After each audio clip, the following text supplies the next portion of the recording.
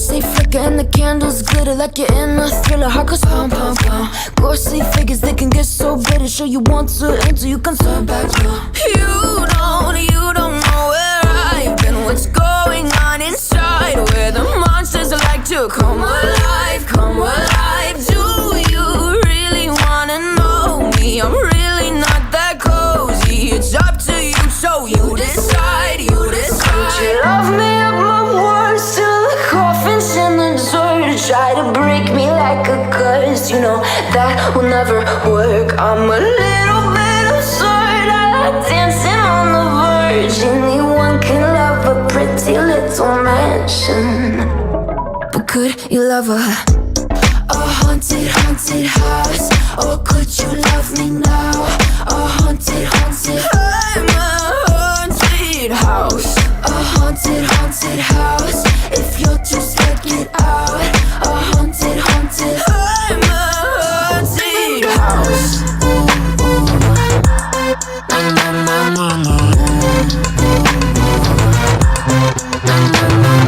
Broken windows and a warning scribbled on my wall saying that you better turn around. Wouldn't be the first to try to burn me down. Your move, you too. Would you love me at my worst till the coffin's in the dirt? Try to break me like a curse, you know that will never work. I'm a little bit absurd, I like dancing on the verge. Anyone can love a pretty little mansion, but could you love a haunted, haunted house?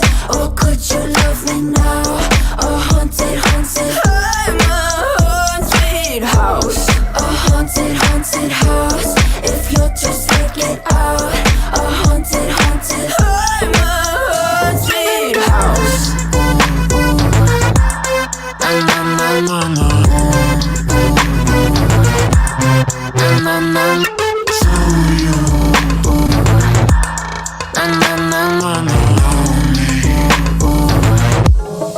Could you love a haunted, haunted house?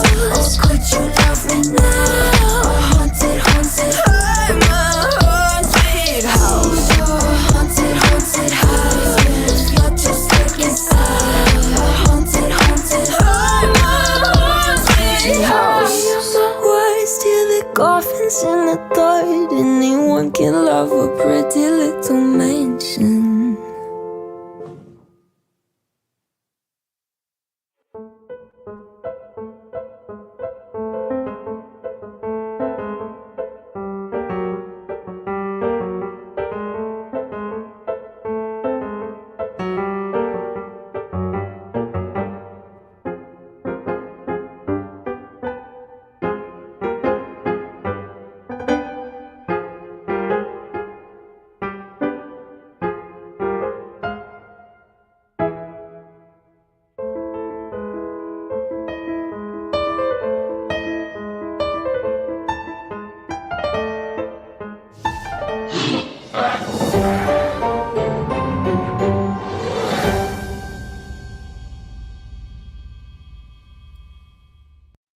Hey, everybody.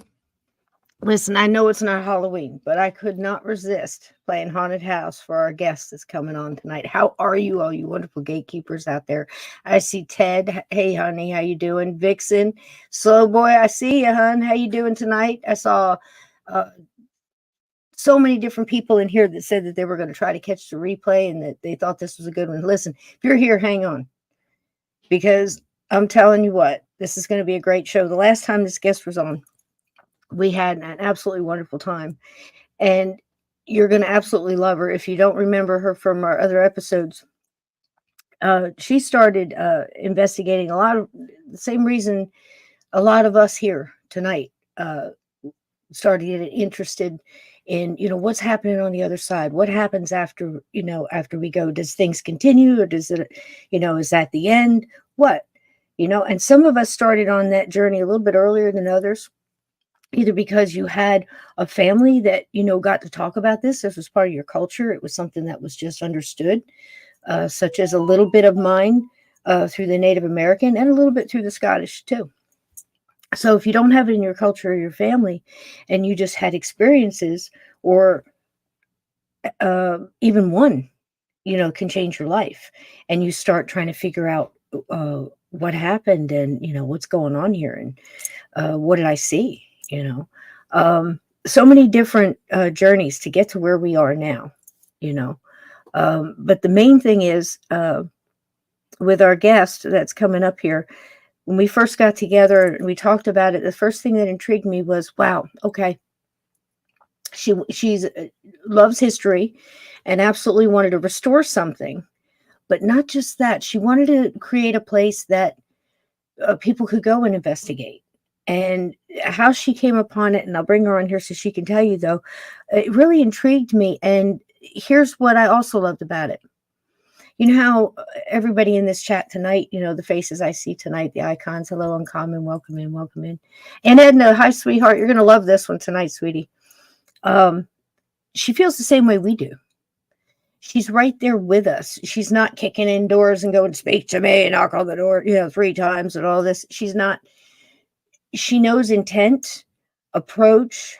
Certain people have a little bit more of an extra communication. Let's see what that's about, and let's let them do that because that's what they're good at. All of that stuff that really gets you up to the next level. So without further ado, owner of the Boyd House and a new one acquired. One of the reasons I played that song tonight is because, I bought a haunted house and then I did it again. So she's got a couple of properties. Please welcome in somebody, if you haven't met her before, you're absolutely going to love her, Miss Jill Shelly. Hi, darling. Hey, Cisco, how are you? Oh, good to see you. I was so glad to see your email. I just love it when you spirits take over and, I'm sitting there, I've got a Sunday open and I get an email like I got from you just a couple of days ago, and it feels like it was always meant to be. Oh, yeah, of course. Welcome in. Isn't it wonderful? It is. So tell it. Oh, gosh, it's just wonderful. And the energy, I can feel it already. It's great to have you back. We had a great episode a couple years back and, spoken in between.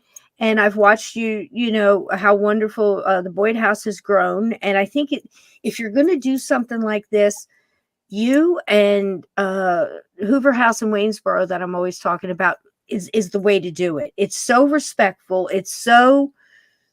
There's such a light around the whole project, probably from the get-go, because you let spirit kind of guide you, whether you want to or not, right? Mm-hmm.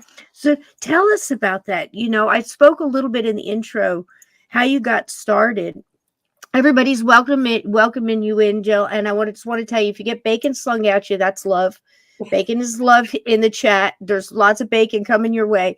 And I'm sure there'll be lots of questions. But, tonight, for people who don't know, you give us a little background and tell us about, how you got to where you are. And we've got so many goodies for everybody to see and to hear tonight. So go ahead and get us started.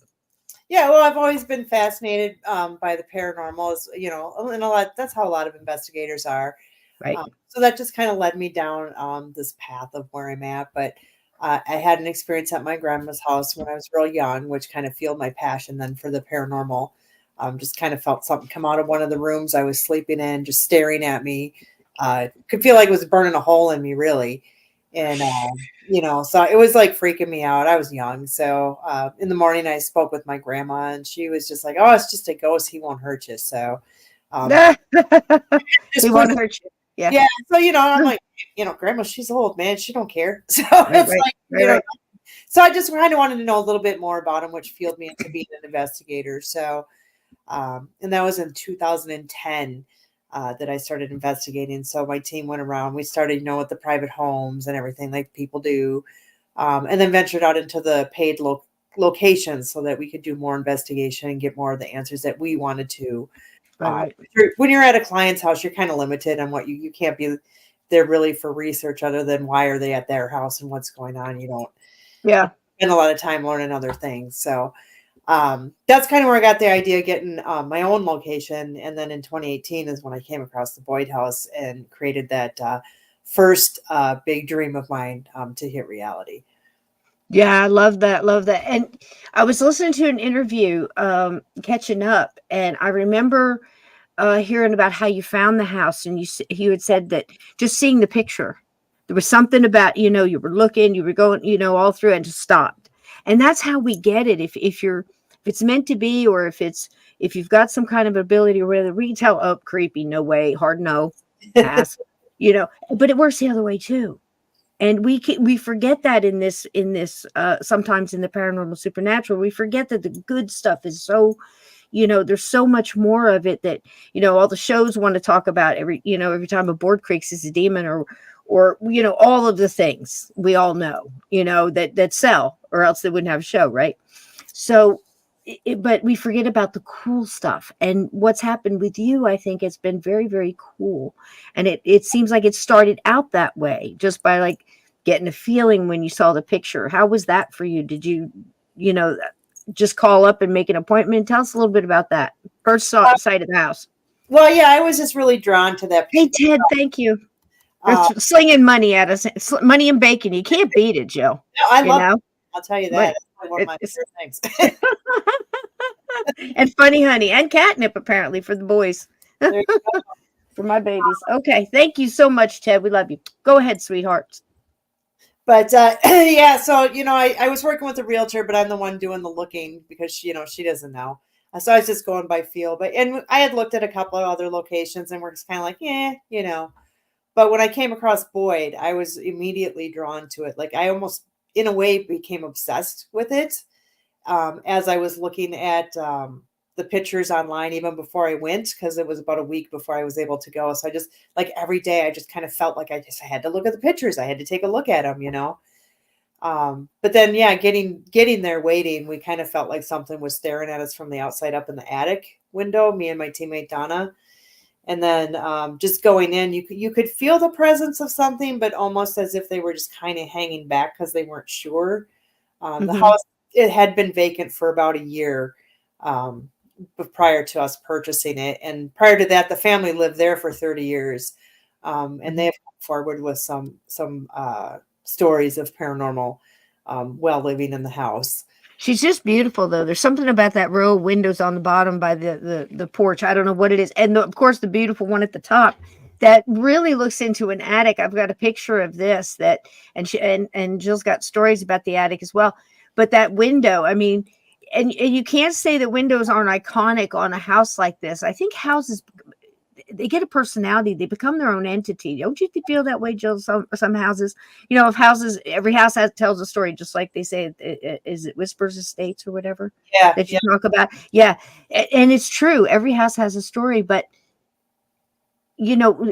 this window. I remember doing the episode with you the last time and feeling the same way. It's almost like the opposite of Amityville's window. I don't know how to describe it, but do you know what I'm saying? That's I don't know. We do have a lot of dead flies in the house. A lot of flies in the winter.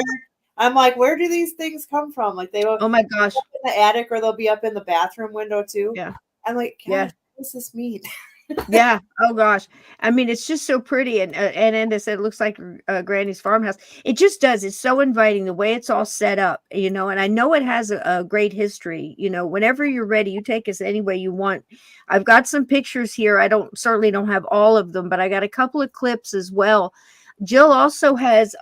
It's the St. Croix Paranormal, correct, Jill? Correct. Yeah. And you have the YouTube channel. So mods, if you want to drop that link down there at St. Croix Paranormal YouTube, that link, and on there you have investigations, you have stuff for the Boyd, you have stuff for your new property, which is the 1860, the haunted 1861 Masonic Lodge. Yes. Yep. Wow, I got it right. Hey. Yep. But I mean, there's so much going on here, and I know I'm jumping around, but just to full stop on the house, I think it's probably safe to say that this house has almost become its own life force, if you know what I mean. Yeah, it's got a lot of character. She was built in 1901. A lot of the woodwork inside the house is natural. The town itself, there you can see that's looks nothing like it does today. But oh my goodness, yeah. The Boyd was founded in 1889, I believe. So it was a big booming town at the time. They had like 500 people in there. They had creameries, they had billiard halls, they had restaurants, hotels, you name it, they had it. And actually the Eckerts, which is the main characters that lived in the house starting in 1912, they actually owned a store in town, and they sold real fancy things. They were kind of more of a high-end kind of store. So they had like right. shoes, but they were known for their homemade bologna that they made. And actually, Fred created his own coin, which we have some at the display at the Boyd House. He created his own coin, so when like the farmers would come in and trade in their eggs, rather than give them cash money, he would give them double the amount of money for store credit, so that then they would buy more at the store. Or they would get more money. So we actually have these really cool gold coins that say Fred Eckhart, and that's got the dollar value. Very cool. So is this the correct, I'm sorry to cut you. I want to make sure it's the correct website. It's the BoydHouse217.com, correct? Correct. Yep. On there, you can go in, and there's so much. It's such a lovely site. There's going to be pictures. There's going to be, and I definitely, before we go tonight, want to talk about the overnight stays. She's got it set up so cool, guys. There's snacks. I swear to God. Oh yeah, everybody loves the snacks. I've really expanded on that. I got wonderful chips, hot cocoa and chips, and she even leaves you equipment and things like that, and you can rent it. It goes by how many people, but we'll go over the details later. But it's so cool, and it's a nice, safe place. Look, you don't have to worry about go trudging around in the old broke down whatever out in the woods someplace, and maybe come on somebody who's living and doesn't want you to be there, like somebody squatting out there or doing some nefarious deeds, and you walk in on them. That's dangerous enough. You've got condemned buildings you're walking through. You don't know about the floors, and you're just trying to get a little communication or a little bit of evidence that your way. And trying to get that confirmation, I think that Jill and I started out looking for decades ago when things happened to us as kids, just like you guys, And this is a nice, positive, I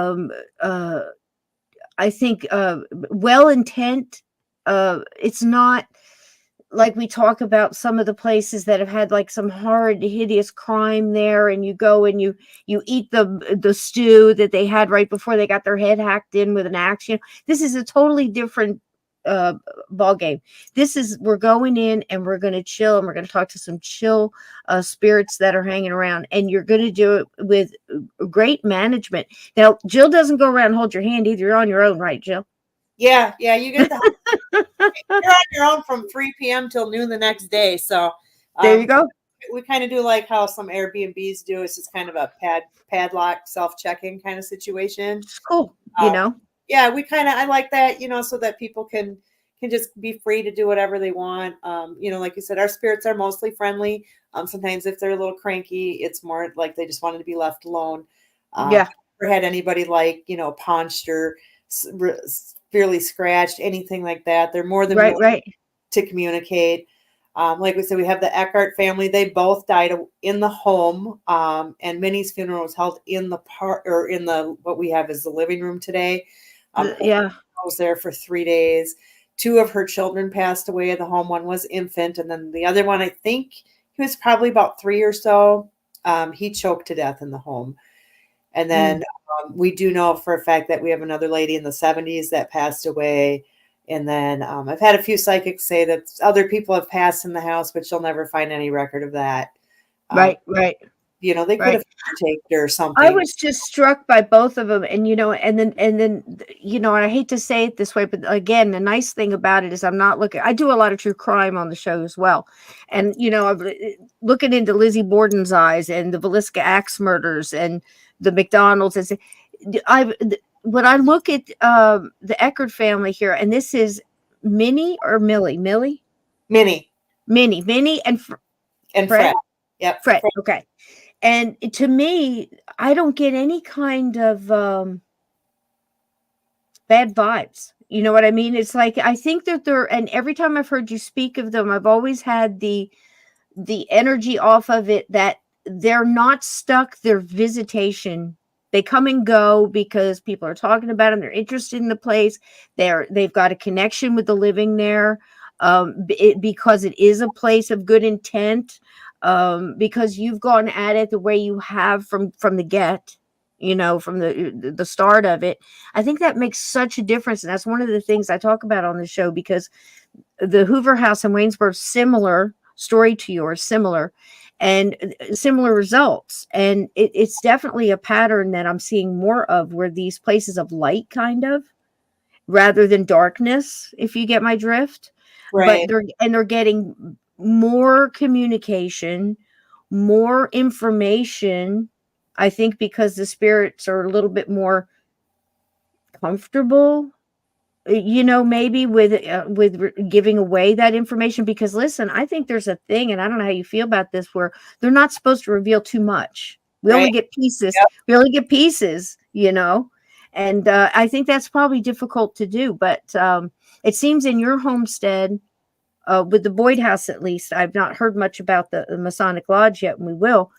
You have that rapport. That's a good word for it, rapport, with the spirits there. And I'm not getting anything like, even though people say they got pushed or shoved, or like you say, he's had enough, he's done for the day, kind of thing. We're like that. We can't hold that against. Right. It's Right. generally a wonderful feeling. Do you get that as well? Oh gosh, yeah. Like we've talked before about how I try to get to know my spirits and who they are.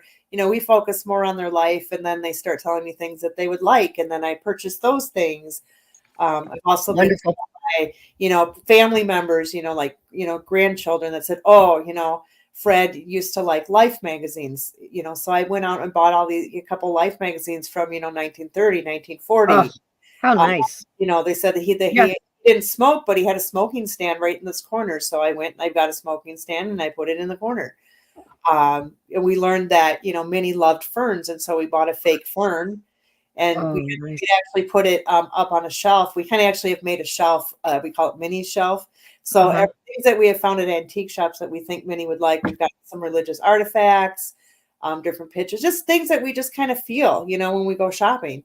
And she seems to really like it. And one of my favorite stories is that we were cleaning, my teammate and I. So Teresa, she was in the kitchen, and then I was up cleaning Minnie's shelf, and I audibly heard something say like two words, but I didn't know what it said. And I thought it was kind of almost electronic-y sound, but I knew it was a female. But I thought, oh, Teresa must have turned on the spirit box for some reason. That's kind of what it sounded like to me. And I'm all processing this in seconds, and then all of a sudden she goes, "What'd you say?" So I go, "I didn't say nothing." She goes, "I thought you said leave it." And I said, "No, but I was picking up her fern to dust underneath it." So And she just wanted you to leave that fern alone. That's for sure. I love that story.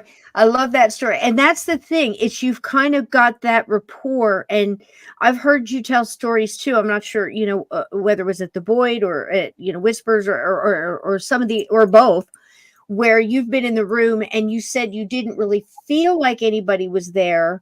But since you had like a recording going, because that's just, what we do. We, it's like might as well keep a recording going while I'm here changing the sheets on the bed, because there might be something, and there is. And then you get a clear EVP or a sentence of one of these ghosts just matter of factly saying, "Hi, how are you doing today?" or something like that. And you didn't feel the presence there.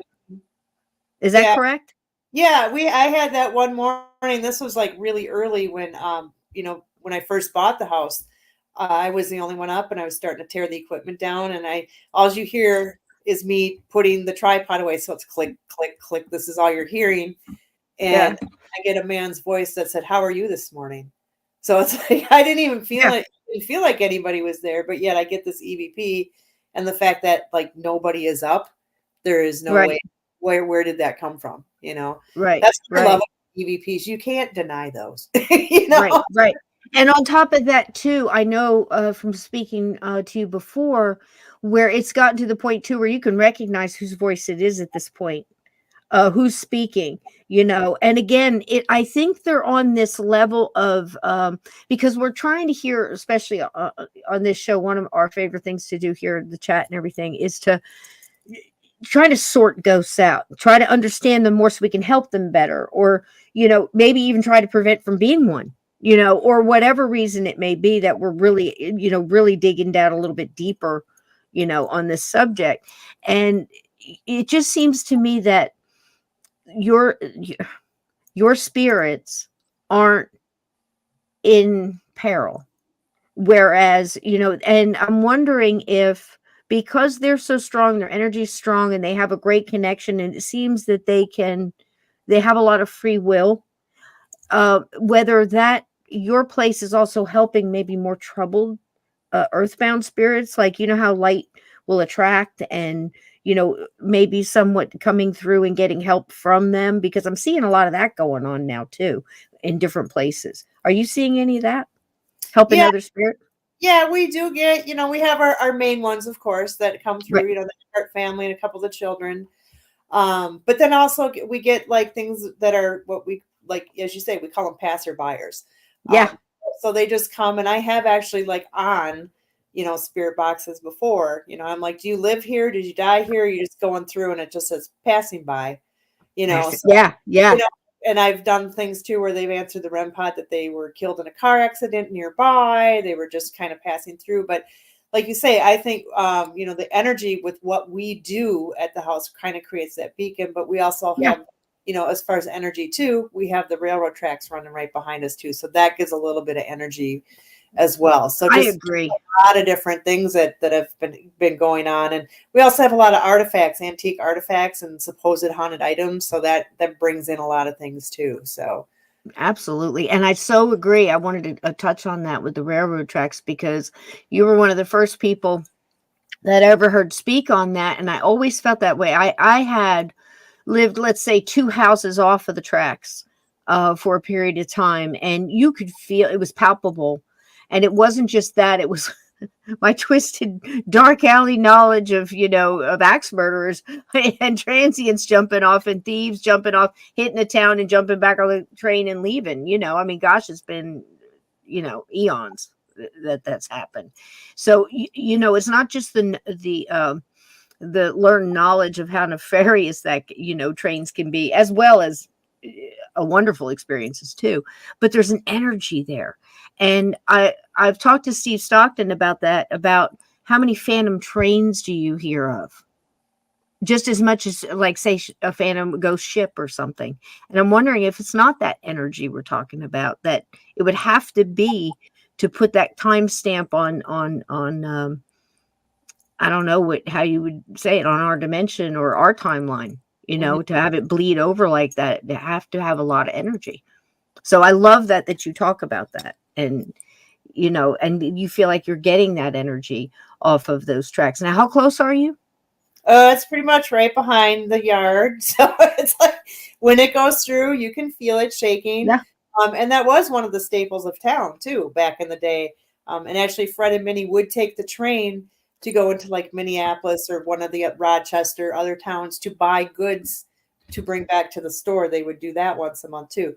And they also had a man, they don't know if it was a murder or suicide, that Right. jumped out on the tracks. They never, that was in the 1900s, and they never were able to confirm that. And then just another thing that would bring energy too, for some reason, in the town, you weren't allowed to butcher animals. You couldn't butcher them in town. So they took them out on the railroad tracks, and they'd butcher all the animals on the tracks. What? Yeah. Wow. And all of that too. That just reminded me of, I did an episode on Chicago, and I think I started with like the 1923 Chicago World's Fair and worked through it. And of course, the things that were on, Chicago's land, the massacres there, what tribes had been there, all you do the digging, and there was a POW camp that was there, and it was, horrific. Can you imagine Chicago weather? They're right there on this, open field. It was very much like an Andersonville, but in Chicago. And just the different energies that's put into a place. And, they almost always seem to have a train running through it, or, you've got a river running through it, as it said. But there is energy, palpable energy that comes off of these, whether it's on, a limestone or near a quarry or any of these things. And it's all natural or man-made energy, like windmills and, mill wheels and, any of that kind of thing. There just seems to be that comes off of, and they can use that just like they can, use off of a battery, drain our, cameras and video cameras and recorders and stuff like that, and people, I think, make it difficult because they're trying to focus in, on these minute details. And if they just say it's energy, whatever they can get it from, and what has, more than, say, quartz crystal, look at all you can do with that, or, copper as a conductor and all these other things, all natural, it's amazing. So I think the thing about the train is very cool. You also mentioned, Teresa, is it? Yes, I think, yes. yes. Can you touch a little bit on that? Because again, that's another thing that I agree so much with you, and how you do things and how your group does things, because I think that's one thing some place we were missing. I think it's coming around where groups are really starting to go, oh, look, they're just really good in tech. Let's just, that's their focus. Like a band, you've got your lead guitar players, your rhythm guitar. You've got Teresa. It seems to you've found that she's a great communicator via what thing are you using? It's the Estes method, is it? Yep, the Estes method. Yeah. Can you explain that for Yeah, those who hadn't heard of it? yeah, that's basically people are used to using the spirit box, which is the thing that scans through the radio from one end to the other, 1/100 So if you're getting those words out there, supposedly spirits are talking through that. Right. But with the Estes method, she's wearing headphones, and only she can hear what's going on. And then she has blindfolds, so she cannot see us. Yeah, and she cannot hear us. And Teresa has always been pretty much a beacon. Like everything is attracted to her. We've even had psychics come up to her and say, "Oh my gosh, girl, the amount of energy coming off of you is crazy." Yeah. And I feel like when all three of us get together, when it's us three girls, we create a really good glow Kind of of energy. fires. Yeah, because we've had a lot of spirits even say, "You guys have a lot of light." Great. It's great. Or like, "You're a triangle of light," and we were sitting in a triangle shape. So Wow. I think with all of us creating that, I honestly, in my personal opinion, I don't think Teresa is hearing half of what she is talking to us on the spirit box. I think they're actually speaking through her. Yeah. Because we have conversations like I am talking to you right now. Right. And that's why it's just so special to try to understand and for you to share this, because I say this all the time. If you have that right click, it's very much like going to a blues jam or wherever, that person, everybody on that stage is just hitting it all. And it just makes this beautiful magic.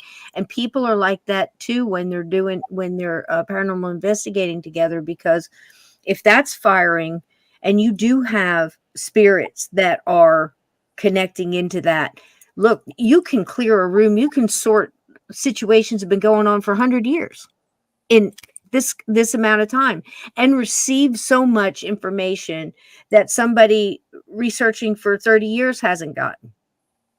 It's amazing how fast it happens when everything is clicking. And so I'm sorry, go on. Yes, please. And her mannerisms change. Her voice changes. She'll like sit forward sometimes and be real proper. She'll be real laid back if it's a kid.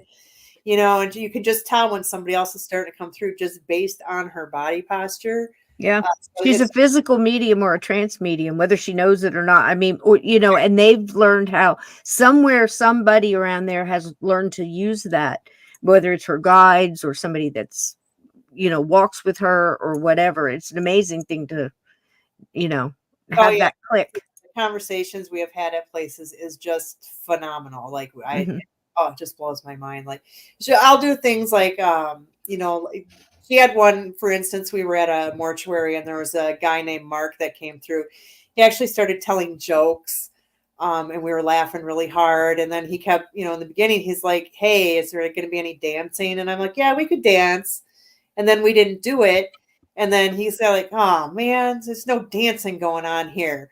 So then I get up and I start kicking my legs back and forth, and Teresa's doing the Estes and she's going 1 2 1 2 1 2. Now, how does she know? Yeah, I am up doing that, and she can't hear anything, folks. She's again, her ears are pretty much plugged. She's wearing a blindfold, and she's just repeating these things. But I think too, what's happened is, like you said, she's exercised it so much. Now she's at the next level where she's just going into either physical medium or trance medium or even channeling, any of that, somewhere in that level, as well as probably getting answers through the box, because it depends on who's doing the talking on the other side, because it might be easier for them one way or the other. So again, when you put all that energy together and the abilities, it's really an amazing thing to think about, because all of those things have to click, and they all have to click. We don't know what they know how to do. It's so difficult to teach. It's almost like the movie Ghost. Jill, you know what I mean? Yep. Where he's trying to teach him how to put the penny up the wall. Mm-hmm. And it's so hard because he's thinking wrong. He's just not just doing it. He's Right. thinking about it too much. Or to kick the can on the subway, the guy's going, no, you're thinking about it, just do it. And he couldn't, because he was thinking as a living human. And there they are, non-physical, trying to come into the physical world to manifest whatever it is they can do, or their message, or whatever. And now Jill has got it to the point where, like Hoover House, the spirits are so familiar. And Teresa, tell them about the Coke. Oh yeah, that was pretty cool. Yeah, we were at a hospital, and this one particular spirit kept asking for drinks. It's like, well, I want apple juice, and I'm like, well, we don't have it. And they're like, well, it's in the fridge, and I'm like, well, I can't go in their fridge. Like, it kept saying I'm thirsty, and I'm like, I got water. Well, I don't want water. And then all of a sudden I'm like, oh, we have Coke. And they're like, oh, I want a Coke. Yeah. And I said, okay, I'll go down and get it. And so while I'm down there and getting it, because I thought they were in the building, but they weren't, I had to go out to the van and kind of look. But in the meantime, while they kept the conversation going, the spirit would be like, what's taking her so long? What is she making dinner down there? Like, they kept, they're like, here's this Coke. And joking. And joking. Yeah. And having the energy to do it. See, that's the thing, the energy to do it. It takes so much energy from them to participate in this kind of stuff, to move things, to communicate, all of that. And it's just an amazing thing to hear about. Yeah. And then he wanted a Coke. Yeah. And then when I brought it up, I'm like, oh, that's just what the doctor ordered. That was exactly the words out of their mouth. But then I was like, go ahead, drink it. And then I felt bad because they said I can't. And I was like, oh. Wow. Yeah, I can't. Yeah. And again, the whole time you're having these conversations, you're also collecting the data and putting it together and going, okay, we've got a little bit from this conversation with this person and a little bit from this conversation with this person. And we're kind of trying to collect it all together to sort out what the heck is going on the other side. What happens when we pass? What happens to, why does some choose to stay? Why are some stuck in this self-built trap or cage or boundary, however you want to put it, attached to an object, a room, a place, a piece of land, whatever. And we're trying to figure it out too. And I think it's been amazing. Now you've had Boyd House since what, 2018, right? 2018.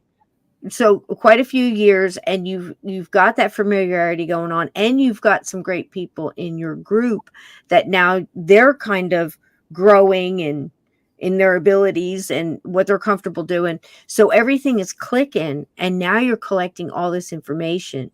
And also, where was the convent? Didn't you go through where there was somebody with nuns or something like that? Yeah. That was an investigation. Yep, Jericho Convent. That was in Wisconsin.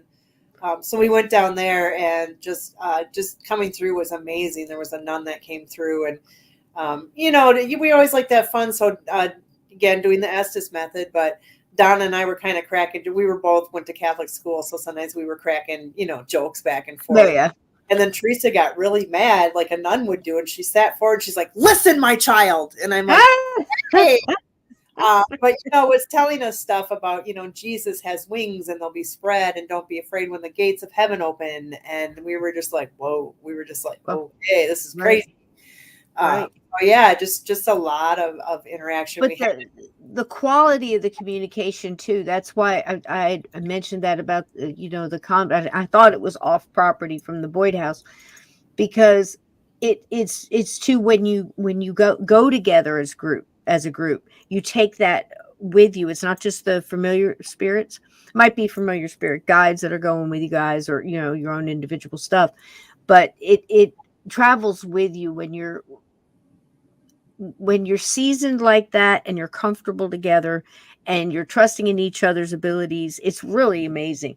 And I think that opens up too, because it's just like when they say, where I'm going with this is, when they say, I would never tell anybody not to grieve, but you know how they say heavy grief can hold back the loved one because they keep coming back. They're concerned about us. And not just that, I believe it also means it's a heavy energy. You know what I mean? For everybody, the living and the passing, and all of these different heavy things. Without that, it really opens up so much. And the good stuff is able to get in and just ricochet rabbit all over the place. And everything is like full tilt boogie, and they're able to communicate. And it's almost like a familiar path. Because you're getting so much information. You're having full on conversations. And you said sometimes sitting down with Teresa involved 20-25 minutes. I mean, to the point of even playing cards. Can you talk about that a little bit? Yeah, that we didn't That's incredible. We didn't have to do the S's with the cards. What's really cool is that they like to play anyway. Actually, it's one paranormal team did it, so I was like, well, I'm going to try that. So they used the K2 meter as a way to say, yes, hit me, no, don't hit me. And I tell you what, they are dead on every time. Wow. They know when to play the cards. And then I ran a spirit box session while I did it one time.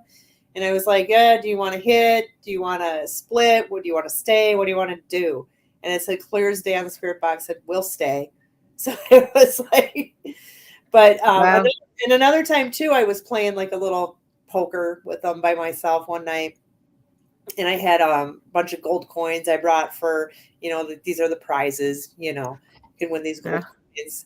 And then I had pushed one card to the edge of the table, and it wasn't hanging over the edge. It's like it literally was just on the edge level with the table.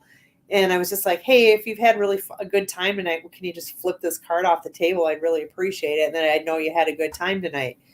And about 15 minutes after I was down there for the last time and said I was going to bed and, please knock it off. I'd appreciate it. They did. They flung that right off the table. And I caught that on film. So I was super excited in the morning. To the point where, like, I walked downstairs, I saw the card on the floor, I picked it up and was jumping up and down. I was so excited. And then I said, well, in case you guys were wondering, it's a jack of diamonds. So and there it was, man. And there, wow. Yeah, I was excited to catch that on film. But, that just showed that they enjoyed that. And I do that a lot of times, too, when I bring things for them. Like, I'll be at the antique shop and I'm like, oh, I think Minnie would like this. And then I'll put like a REM pot on it. And I go, hit that up if you like that. And they will. Most of the time. Yeah. So and I think too, that carries through to the groups that you have there too, because I know that you filter, you have like at least to a certain extent where you tell people, hey, look, we're not provoking, we're not kicking in doors, we're not threatening. And I think that your spirits would tell on them if they did. You know what I'm saying? Yeah. I kind of sometimes feel like when some people are like, well, we didn't get any interaction. And again, you can't make them perform. They're not the heavy stuff. Yeah. Again, just anything.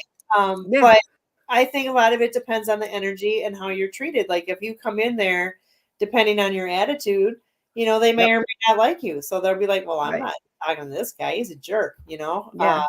So just, it just depends. Sometimes they just don't feel like talking that day. I mean, two, they probably have a lot of stuff to do. So, if you're not there or they're not doing, because I think they probably hang around a lot more for the people that are there a lot as well. Because again, I don't think these spirits are stuck.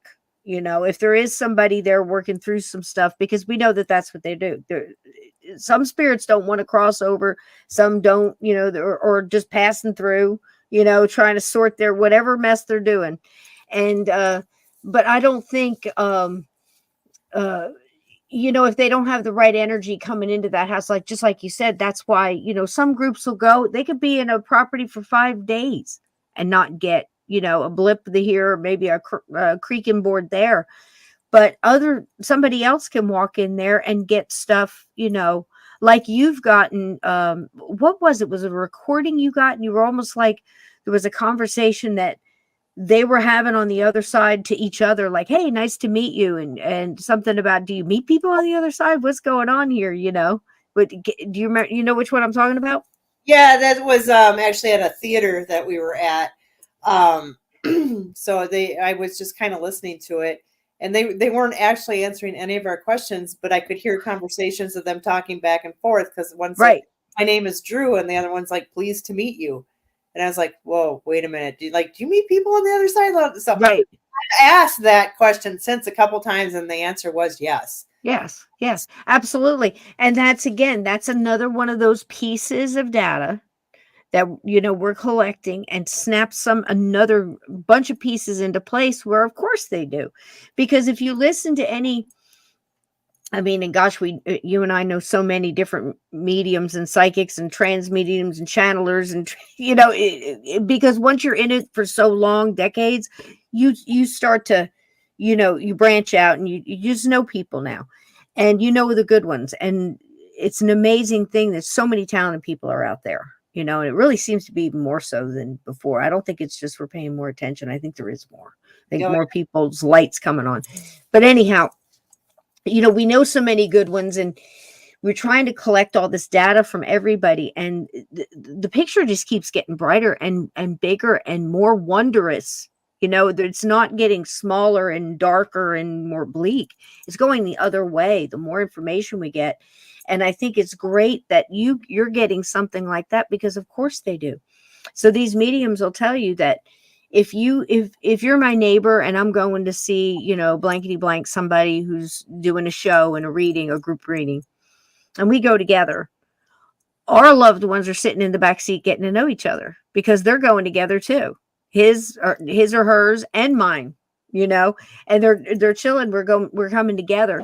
So of course, when you're in a paranormal group investigating, you're bringing stuff with, and your guides, and it's just an amazing collection of, if we could really see things how they really were, you'd mhm. see them over there greeting each other like you said. Hey, Yeah. I'm so and so, nice to meet you. Oh, you're here too. Yeah, I'm just here for this. What are they doing? What I'm going to ask you to do is, can you talk about the wallpaper real quick? And then I've got this wonderful website that Jill has, and I want to show you that, and I want to show you a little bit about how you can rent, and what she's got. The setup there is fantastic. It really is the way it should be done. It's just nice. I really dig it. But there's also this little news thing, and it tells a little bit about the history, and it shows the inside of the house a little bit. If that's cool that we play that, and if you need some more hot water for your tea, or a little more Southern Comfort for your hot chocolate or something like that, it's none of my business. You go right ahead and have your own snacks, and it'll be about 10 minutes, and we can do that, and we can see the inside of the house a little bit, if that's cool with you, Joe. Sure. Okay, great. So the wallpaper, tell the wallpaper this is fantastic. Yeah, so we tried to, like I said, bring the house back to the 1900s. So I got some really cool Victorian wallpaper. Never wallpapered a day in my life. My husband is not. We have no clue what we're doing. So of course, what does everybody else do? Let's look it up on YouTube, see how you do it. So we were doing it, and we made a couple mistakes, and of course, how it is when you work with your husband or significant other. There's some arguments going on. So Yeah. it was kind of entertaining, and so then I ended up. One time talking with a psychic who I just said, "Hey, can you give me a read on my house?" And he's never seen. He was just kind of looked at the picture that I had on my T-shirt and just start rambling all this stuff that only people should know. Knew nothing about my house or anything, and he goes, "Somebody in that house tried to wallpaper. They really didn't know what they were doing, and the ghost thought it was hilarious." So it's like That's hysterical. I could just picture them sitting there laughing. I was going, "Look at these guys. They don't even know." Because, I'm sure they did it, So funny. It's so funny, Joe. Things like that just absolutely just sell me. If I wasn't completely over the fence and halfway down, halfway to the horizon in the field, so far away from the fence into the paranormal, and it's so funny. It's like, do you believe in ghosts? Like, excuse me? I'm not sure I believe in you, but I believe in ghosts, no problem. You know what I mean? It's like we're so past the point of, does Bigfoot exist or do ghosts exist? And little things like that would be just the thing that, how can you explain something like that? Right. It's like story I absolutely love. Are you familiar with Peter Underwood? he was huge in the UK. He was president of the Ghost Hunters Society from like 1940 to whatever, decades. And he did these wonderful little things called Ghost Watch. So they were tiny little snippets, kind of like what we would call a reel now, or a TikTok, or some kind of mess, and he would just tell this ghost story.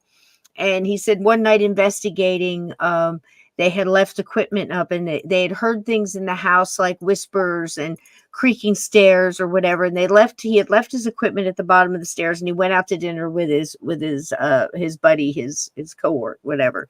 And they had a recorder. Now, I don't know what year this was, but they had a recorder, but all they had was a camera on a tripod, more like a 35 millimeter, or one you would have to be there to snap the pictures. It wasn't anything like we have now where it would take a series of pictures or video or anything. But the recorder picked up 2 distinct voices, full sentence, class A all the way. I mean, you could even tell the inflection in the voices, and it was a male and a female talking, much like you just said. Mm-hmm. And the female says, "It's looking." And the male says to her, "It's looking at us." And they assumed the way the voices were recorded, it sounded like they were standing in front of the camera, Mm-hmm. And he said, "What a shame we didn't have a way to take pictures at the moment." And then later on, of course, it developed on. But that was one of his old stories. And I just love that, because very much like your story, it says they're communicating. They're there while we're saying bang on the table, and I go, "Look at these idiots. Here we go again.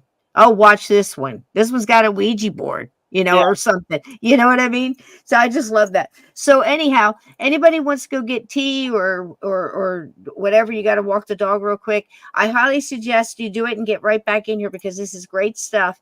And I'm going to see if I can screen share this without problems, but you know me, so expect technical difficulties. But this is about 10 minutes. I think it's about maybe 8 minutes of a news show. You guys do a lot of them, so I'm not sure if you're familiar with this one in particular, but we'll see, Jill. Let's see here. Screen share. I can do it. Yep, I think it was channel 9. Oh yeah. Familiar? The night in a haunted house. Oh, Here yeah. we go. Southwestern Minnesota is being called an Airbnb with a twist.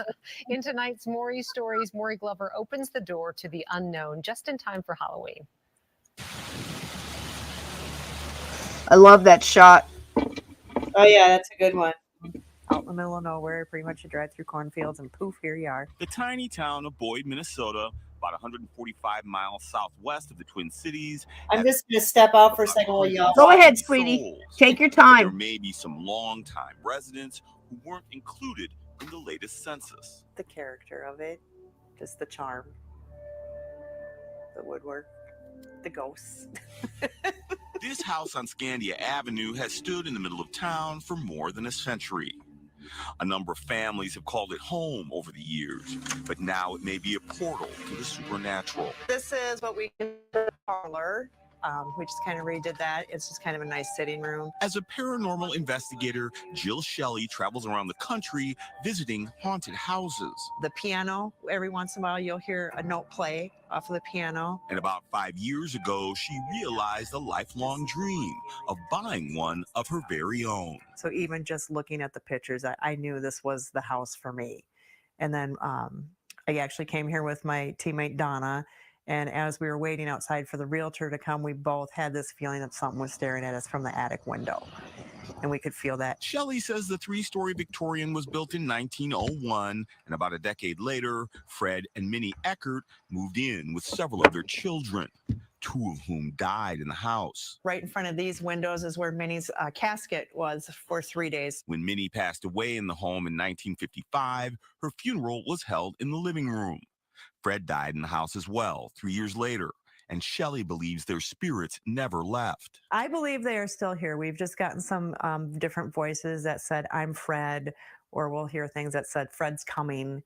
I feel that family is still here. Shelley says she's had run-ins with the home's unseen inhabitants since her first night in the house. My teammate Donna and I were sleeping in this particular room. She said she heard footsteps coming down from the stairwell, came in here, crawled into bed with her up in her air mattress. She felt like a small kid kind of curl up in bed with her. And she thought maybe I had been doing something. And she turned and she looked and saw that I was still asleep. She rents the home out to other paranormal investigators and the general public so they can spend the night and have their own eerie encounters. We've heard footsteps. We've audibly heard voices. I've heard kids' voices, adult voices.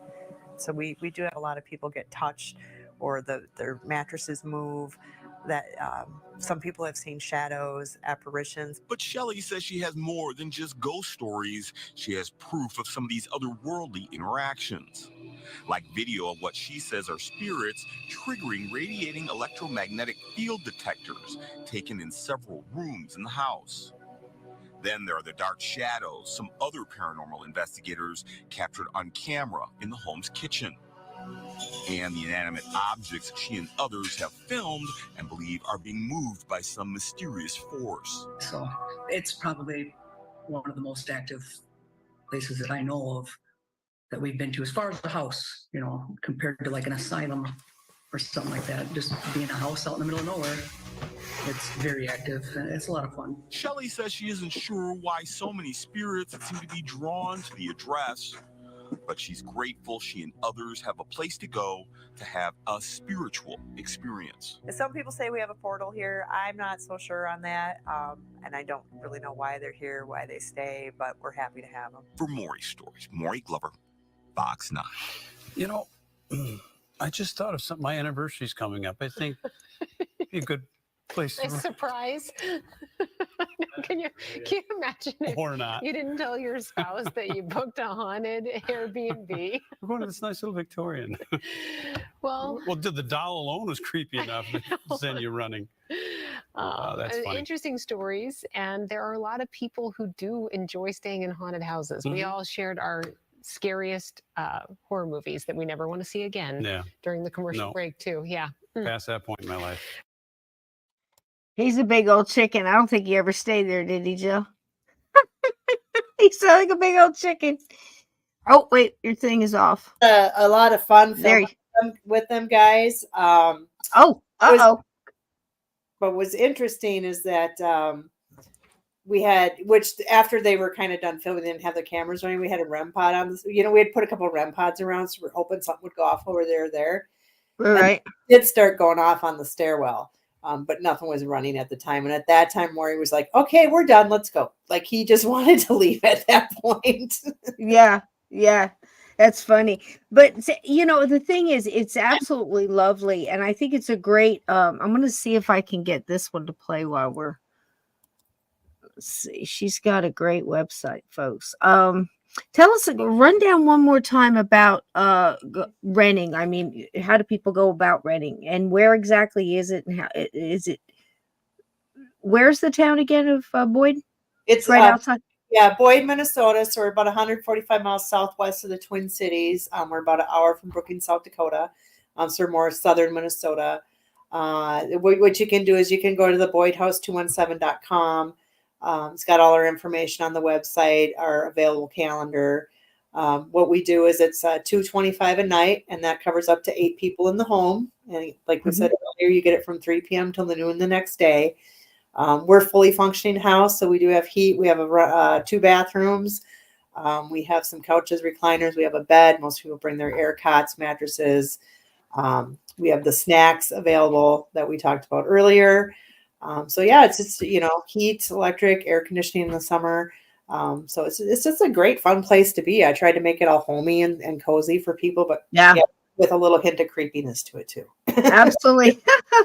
I love the wallpaper. I'm a big wallpaper fan, and I'll tell you, it was funny when I first heard the story about the wallpaper. It made me remember my mother and I moved into an apartment where she picked black velvet embossed with gold stripe Victorian wallpaper to do the living room with. And we were like Lucy and Ethel with the paste and the, the old fashioned way, Yeah. But I'm trying to pull up here we go. Good. here is the page on Jill's website of a little bit about. I love the pizza machine. It's like, look, you know, get whatever you're gonna drink, get frozen pizza. What more do you need? You know, and your recorder and everything. And it's a nice, safe place. That's what I like about it. And going in there, if you're going in with the right intent, people can kind of, I know it sounds funny to say it this way, but people can kind of cheat, because even if they're not familiar with the place, if they're going in with the right intent and the right thing, where they just want to sit there and they want to have a communication and treat people with respect and all that kind of thing, they can kind of jump in on the well-worn pathway, that lighted pathway that this whole thing has set up. The only way you can really mess it up is to go in there with a bad attitude. It's very much like Hoover House, where people can go in there and it's a bed and breakfast, very similar to yours. Mm-hmm. And it's the same because here's the deal. Just like you said, Jill, the spirits know ahead of time what's coming, because the ones that are hanging out there, they've built up their strength and their knowledge of their energy and the telepathic abilities and everything else. It's just strengthens and it gets really sharp, and they can tell if a carload of jerks are coming, and they're already prepared, where they've got everybody. I guess they just go out and they go on a field trip or something. They're not gonna participate. You know what I mean? And that's what I mean, is where people can kind of cheat. If you're looking for a place to go where it's going to be an easier path to a good evening of paranormal investigation and evidence, you go to a place like this. You don't jump in and start with, going into Alcatraz, or, eating the mutton and staying overnight at the boarding house. You know what I mean? It's so creepy to me. Oh my God, it's so creepy. I mean, how morose can you be? Not to, God bless them, that's their business. But can you imagine wanting to, hey, honey, where are we going for our weekend away? We're going to the boarding house. And look, we got the VIP. We're going to have the mutton stew. We get to eat it right when they had their last dinner. And then you get to sit on get your picture taken on the couch where he got his head bludgeoned. How is this a good... Right. Do you see what I'm saying? That's a whole different experience, and I guess you're kind of drawn to, just like the dead, you're drawn to that, the like energy, right? But anyway, this is wonderful. And it's, how much a night is it? Is that on the website? Yeah. Or Airbnb? Yeah, it's $225. Yeah. We're not on Airbnb. That's just kind of how some people just go through this. Yeah. Wonderful. Absolutely wonderful. And I think it's really great that it's gone so well that you were able to take on a whole nother property. Now, can you tell me a little bit about this? Because I know nothing about the new. This is great. So, I dream big is what I do a lot. So go girl. So you go girl. I wanted another haunted location, but I wanted something bigger and not a house per se. I was looking more for what you would consider a commercial property. So I've been looking for a while, and there it is. I came across that beauty. And again, I had that immediate drawn, like, ooh, I need that building. So wow. Yeah. And when I first read about it, I'm not sure, maybe they did say something, but yeah, I did find out it was the Masonic Lodge, since I got to do some more research, because my deed starts in like 1900s as a Masonic Lodge, but that was built in 1861. So I'm not sure. I'm assuming it's been a lodge the whole time for the Masonic. So just the crazy history. I'm just starting to learn a lot more about the Masonic history and what they're actually all about. Oh, girl. With that whole secret society thing. But oh, girl. It has been, I've only been there 4 times, I think, and it has been incredibly active. To this property? Yes. Okay. So 4 times. Okay. Man, can you imagine, guys in the chat? Listen, everybody in here, you're go-getters, Ted, I know you would. I know you would. Who wouldn't like to go rustling around in here? You got the key. Papers are signed, and you get to go in here and rustle around. Does it have a basement? Yes, it does. Oh my gosh. In the basement, for Pete's sake, crawl spaces, folks. Listen, the attic, does it have an attic? It's got to have an attic. No, a loft of some sort. You can go up there. You can't really get up there because they're just the floorboards and stuff. Right. Okay, yeah. Well, look, there is a space. You can't get your light. Make sure you look. Make sure nobody's tucked a journal back there or something. I mean, gosh, I would just places like this just make you. It's just electric. The possibilities, the history. If walls could talk. And what was the phrase from the Whispers again? Every house tell a story. And look, this is brick, right? Tell. I have it hanging on my wall. Say it again. It's every house has a story to tell is what it says. There you go. That's fantastic. I love that. And they do.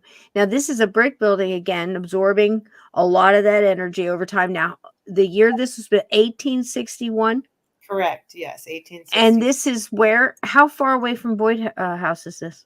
I think about 8 hours. This one's actually located in Keithsburg, Illinois. Boyd, Minnesota. So they're not in close proximity whatsoever. You're spread out there, girl. I really didn't want to go that far, but it just fell into my lap. I'm like, look at this. I have to have it. Wow. So, honey, we need to go. Wallpaper takes on a whole new, an added, kick to it. Surprisingly, yeah, it's in really, really good shape. Wow. A little bit of work, but right now, when we open, we're going to keep it pretty rustic because right now there is no heat, electric, or running water at this point. So we are going to work on, with what people pay us for investigating, will help restore the building. So the first thing that needs to get done is the roof, and then we need some window repair. And then after that, then we'll start working on getting the electric and all that stuff. Right. Can you do some kind of a community thing? Like, I know this sounds really crazy, but it just hit me when you said that. So I'm going to say it. Pouring of listen to the paranormal community and go, look, we used to have an old thing back in the day in the 70s. It was a kind of a joke. If you got a new apartment and you needed to paint your house or something like that, you'd get a kegger and make spaghetti and some albums, 70s, and you'd invite your friends over and it'd just be done. And it would wind up being a party at the end and everybody would pitch in, kind of like the Amish with a kick, I think the barn raising kind of thing. Yeah. You could do something like that where people volunteered to put their, to clean up and restore like a week or a weekend or something like that. And just volunteer, like a habitat for paranormal or something, because they could bring their tools, they could bring their skill. Mm-hmm. You see what I mean? And just donate to, not just history and restoring a historic property, but also the future, of paranormal investigation. And, also people who have a hand in, painting something or fixing a brick wall or fixing a sidewalk or whatever it may be, has a little bit of skin in the game. So they're going to promote, they're going to feel proud of it, the project. So maybe look into something like that. Maybe get a little help, because you hear that all the time in the paranormal. We need to save history. We need to respect these properties. We need to not let everything get bulldozed and erased. They do have a story to tell. And is it haunted, Jill? Do you know? Have you heard? Oh, yes. Okay. Okay. I've had several experiences and wow. We can get into, but what I find interesting, so one thing which I didn't correlate actually until about a week ago, there was somebody in town who sent me a picture. So if you kind of where that little white thing is sticking out of the ground there, okay, it's a drain pipe, but in that, right. Somebody had sent me a picture that they had took at night, and there was like two green misty things, almost like the shape of people, right outside there. And when my team was there in October, all four of us were there. They saw green misty lights upstairs. So they're getting green misty. Yeah. So One of the things we absolutely love here on this show is, look, I've had involvement with pink mist. We've talked about the red eye energy, the orange eye energy, the caution, the anger, fierce, all of this stuff, orbs in different colors. So that intrigues me as far as there was another case. I cannot remember. I know it was another brick building. I can't remember exactly where it was, but the apparitions, very similar layout to yours here. If you were looking at it from the side here on the broader side of the building, and as you looked at it, there was almost a different color apparition in at least 3 different windows. So the fact that you say green mist, that's why it intrigues me, because there was a pink. This is the pink lady case I'm speaking of. Have you ever heard of that? Mm-hmm. Amazing footage on this one. It was 2. If you don't know what case I'm talking about, guys, briefly, it was 2 gentlemen. I forget the relationship. It might have been friends or father and son, some similar. Anyway, they're on this property. An abandoned building, a historic old mansion, I believe it was, right, Jill? And he's videotaping old, almost like a Super 8 camera kind of thing. And he's videotaping, and he gets a woman in the window, and I think the other guy's taking pictures, if I'm not mistaken. So he's getting pictures while the other guy had some video of the same. Something like that. And the one in the top second floor window was a beautiful woman, a full-on body apparition. You could see through, but her energy was pink. And then there was another in a lower floor that came in the window, very similar, but not pretty. Very distorted. Something was going on with the face, if I recall, and coming through green, like you said. And I think at the end of it, they were leaving, and he caught them flying over his head and around the building. And you actually could see them in the video go above his head in different colors. It was crazy. Wow. Have you seen any other cases where you're getting the different colored apparitions or different colored orbs or mist? Have you thought about it? No, I haven't personally seen a lot of that. Because it's for me, I haven't really seen a lot of shadows and figures and things like that. I've always seen maybe a handful of that. Mm-hmm. Most of mine have been if you see the shadows and stuff, they're black, almost. Yeah. Like a solid, massy, but people shaped, Mm-hmm. Mm-hmm. Yeah. Yeah. Interesting. My experience, I'd have to say personal, my own eyes experience would have to be when I was a child. I had a head come flying at me. Revolutionary War soldier. I was 3. And he, battered around the house. Old farmhouse. I think it was almost 200 years old when we lived in it. This is back in the 60s. You know what I mean? But, stories over the years finally broke loose, and you get nips and pieces of older sisters saw the same thing, didn't speak of it. So it took a long time for the story to really unfold. But it turns out that there was a Revolutionary War soldier, probably wounded, more than likely behind enemy lines or hiding from, and probably hid in the back, like a back vault pantry behind servant stairwell. If you're familiar with, you'd have off the kitchen, you'd have what was called, that servant. And it usually would back end into the back of a closet into the master bedroom or something, you know what I mean, upstairs, which always makes you wonder. It's okay, you know what I mean? It's what was going on here, the upstairs maid or whatever. Insert your jokes here, but you know what it happened. So the servant staircase. So in my house, it was that we had the pantry, I guess a false wall, whatever. Servant staircase and ended into the master bedroom that at that time was my older sister's room. And she was always screaming that she saw some guy standing outside of her closet dressed in a uniform. So, I mean, just, pieces like this all over the place. But he would appear in different ways. I guess different moods, right? So sometimes he would be more anxious.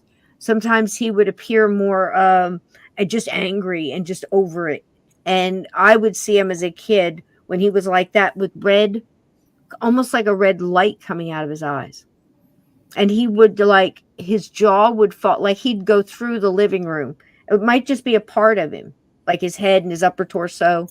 Rarely did you see the whole Megillah. You know what I mean? Yeah. And if he did that with the red eyes, he was usually screaming, but you didn't really hear it. It was weird how you heard it. It was like his jaw would drop open and kind of like a fierce kind of whoa kind of thing, like in and out, or in out of something and into something, but the scream would come from like everywhere. I can't explain it. It didn't just seem like it came from his mouth. Mm-hmm. It came from everywhere. Yeah. And then you see the thing fly. But that's usually when you'd see the red energy light. So that's my, personal thing. And then I'm in Gettysburg, and I'm in the wheat field. Familiar at all with the Civil War and Gettysburg? Yeah. So I'm in the wheat field again, in the middle of a battle. So basically I'm standing where, hand-to-hand combat, and, literally thousands died in horrible. And it was one of those where after they fell, they couldn't retrieve the wounded. The cannons hit the farmland around the area, let loose the hogs. The hogs come and attack the wounded, and they're screaming on it. This was the energy, just hideous in this spot. So I get in the middle of it, and I'm just overwhelmed with this heavy pressure, like all around me, almost to the point of it getting overwhelming. And I'm just to back everything off. I'm like, stop, listen to me. And I started talking to them like a soldier, because I'm a vet. And I said, look, I know you don't believe this, but, and I'm just me, and I'm like, I was a soldier. I could totally relate to, and I'm just chill talking to them. Let's just settle for a moment. I understand. I'm here, to just express my respect and to let you know that it's not forgotten what you did here, but I want you to take a deep breath. I wanted to honor you, and to each other, and I was trying to reach out to those that were stronger, just to if in that moment, usually you connect some of them in that moment to just a bit, enough light where they can kind of break out of their darkness or their cycle. You know what I mean? And you could feel that kind of thing going on. But anyway, to break the whole thing, I thought, what can I do to change the vibration? So I sang. I'm an old blues singer. So I sang Amazing Grace, and I just belted it, and I knew it was okay for both sides. It wasn't, Yankee Doodle Dandy. It wasn't Johnny Come Marching. It was just love. And I sang a whole thing of it and just stopped. And when I was done, the energy was different. I asked permission to take pictures, Jill. And I felt it was okay. And I took circular pictures, clip. You know what you do? And I said, thank you, wished them peace and love, and I walked off. In the car on the way home, looking at the pictures, I got them peeking around trees, right? And I'm looking across the field. All the pictures are clear but one. And there's a pink, hot pink, I mean Barbie pink here, mist hanging over the what short wheat that was there, the grass, whatever, the dried grass. Pink mist across the whole thing. And if you look into the colors of the feeling, like a red is anger, pink is like a passion, but it's more of a accommodating and a like a love connection kind of thing. So in that moment, I'd like to think maybe they had just a moment of peace. Yeah. And we caught it, just that pop. Yeah, very cool. Very cool. So that's why I'm very intrigued by the colors, because I think that, just that one story with the pink lady and the green and the, whatever the other one was, it was a different green, he said, or more white. But you know, they tore that thing down the next day because the guy didn't want the traffic of the paranormal coming through. That's sad. Tore it down. Probably one of the best evidence you've ever seen or could ask for in the paranormal. But you could see her features. You could see that she was concerned, and she had a moment with this guy. You know, she was looking right at him, and they tear it down. This is why what you're doing is so important. That's why I told the story. Yeah. We, like I said, that's part of the history too. You know, we fixed up the Boyd. You know, we put a new roof and all that kind of stuff on that. Still needs some more work. Yep. But it's with the support of everybody coming in with the investigation. So, and I love. Oh, she did. I love history, and I love to save and preserve history. Even when I go to well-known haunted locations, like I'll be standing in the middle of. Even when I went to Waverly, just standing there, like, oh my God, what this place was back in the day. Wow. You know. Absolutely, and I think, like we said, they know you're coming. You know, that works for the good too. And a lot of times we're moved, like I believe you were when you saw the picture. You know what I mean? We're open to just almost take that kind of stuff for granted at this point. You know, that houses like this and properties like this do reach out to certain people. I mean, sometimes to the creepy degree. If you, you know, I know several stories where people have honestly reincarnated, and the house or the place they used to live in calls to them, and they wind up living there, and it's so obsessive because it's such a paradox for their, you know, can you imagine wrapping your mind around a story like this? Yeah. Well, you know, funny you say, like, you know, they're coming because we get there, and my realtor can't get the lock undone. And she couldn't figure out like how to get in, and she's calling. She's like, my clients just drove 6 hours, you know, and so she's like trying to get in, and then they're like, well, okay, yeah, you can break in if you don't like break something. So my husband went over to the gas station to see if they had a screwdriver so we could take the thing off for the padlock. We thought, well, we cannot do that. And so like she's on the phone, he's at the gas station. I go over there and I start messing with it. You know, it's a padlock. And I just kind of touched it and I pulled on it and it opened. And I go, well, I guess they wanted me in. And she's like, are you kidding me? Because she's like, I pulled on that like 5 times. I go, I don't know. It just opened. So it was like, go on in. He's gone in. Yep. Oh, there we go. See, yeah, pink is connected to the heart chakra. Absolutely, Vixen. That's it. All of this stuff, it just matches. You know what I mean? If you thought about it and you had to describe anger to somebody, you would say probably red, color red, or, you know, cool, like a light blue, like an ice blue. You know, I mean, it's automatic how things like that fall into place, you know. A lot of people are saying in here that the lady in pink story, she did appear to be pregnant. And I think you're correct, guys. Now that you say that, I forgot that part of it, but it was just such a profound thing. And I think that again, it needs to be said again, Jill, what you're doing is so important. I mean, this isn't an easy task for you. You're 8 hours from properties. And I don't know where you don't live at the Boyd House. I know that. So that's more travel. You know, and just to renovate, to live in a place and renovate it is a task in, you know, 3/4. To have to travel to do things and to keep an eye on a property and stuff. So again, I would say to reach out to trusted people that are like-minded, that are of the same ilk and tribe, and say, help me restore this. You know, if all you can do is show up here, hey, you know, sleeping bags on the floor or tents, you know.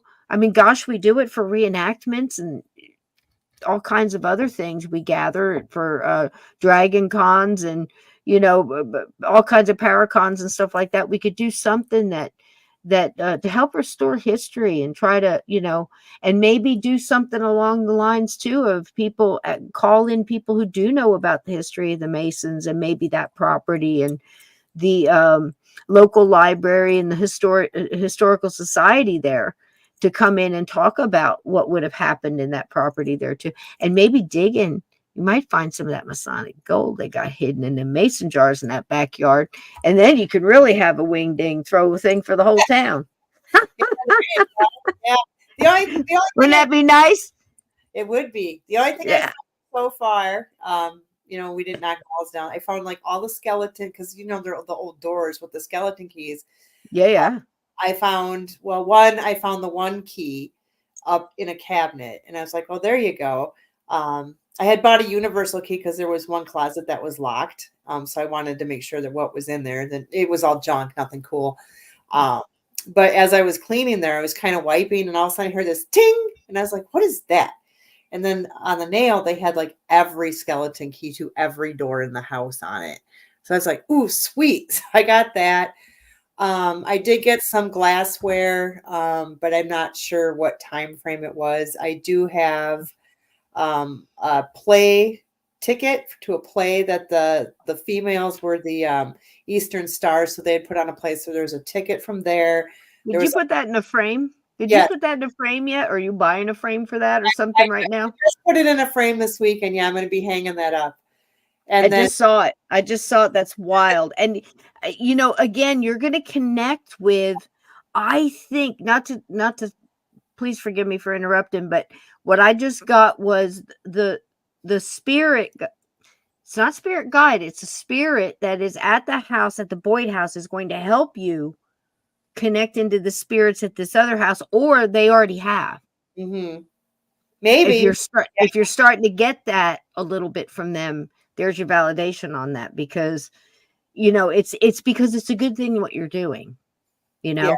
And I think too, it's important to dig into, like you said, the history, not just of the Masons, because boy, that I'm telling you, seatbelt required on that one, because you're going to go down a rabbit hole so far and so deep, so dark. It's going to be one of those wee things. Very fascinating so far. I have very good friends that are very high up in it, and I tease them all the time. He's involved in paranormal, you know, and I tease him all the time. Oh, tell me a secret. Tell me a secret. Show me a secret handshake. You know, tell me some dastardly deeds y'all are up to right now. You know, because look, you dig into any of these things, you can dig up. You know, there's wackadoos every direction. Yeah. But I'm getting very strong that they're digging what you're doing as far as saving the history, saving a property, also saving earthbound spirits who do need guidance, who do need help, maybe need a little, you know, a little bit of light on their situation so they can sort it and move on and do what they got to do so they can come back and help. Hearing a lot of that lately, and I think it's because of everything we're going through as a globe right now, you know.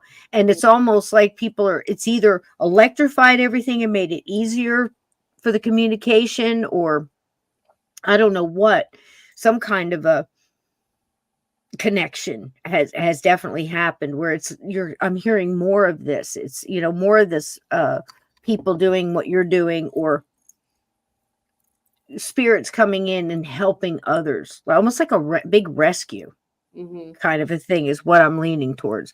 And I think that if you lean into what you're doing and you reach out, you're going to have more reaction, because people are kind of hungering to save that history.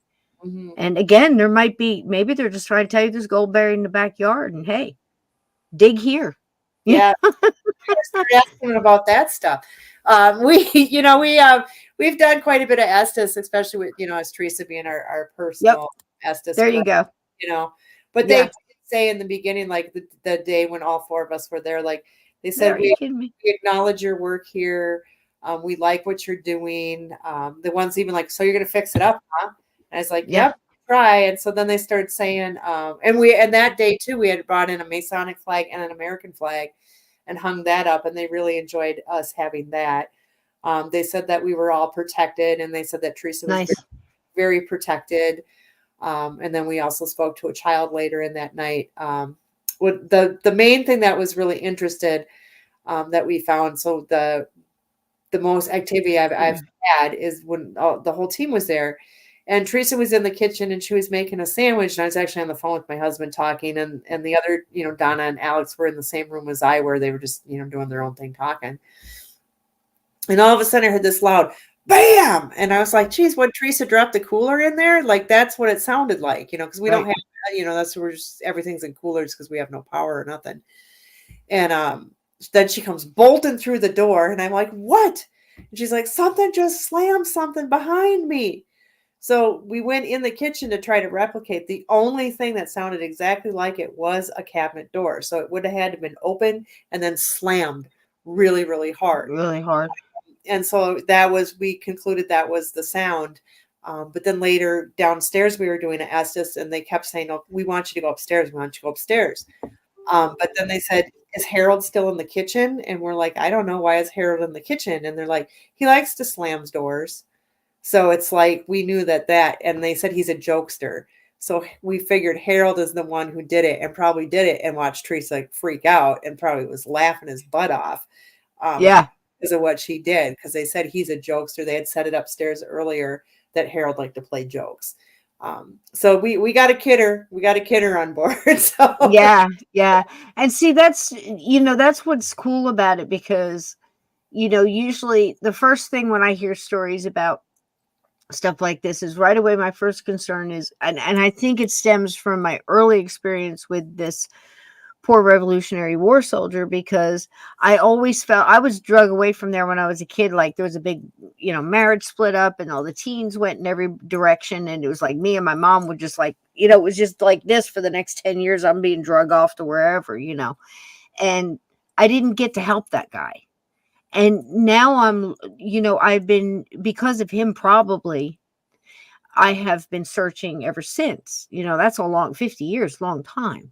And I think we kind of, if you look at it honestly, you kind of get that base thing, what propelled you in that direction. You can kind of look back and see that moment, and my first thing is always, what's going on with the ghost? Is he all right? Does he, does he know he's dead? Does he, does he know what year it is? Is he stuck in some kind of a thing? Because you're not always going to get those ghosts that can communicate coherently.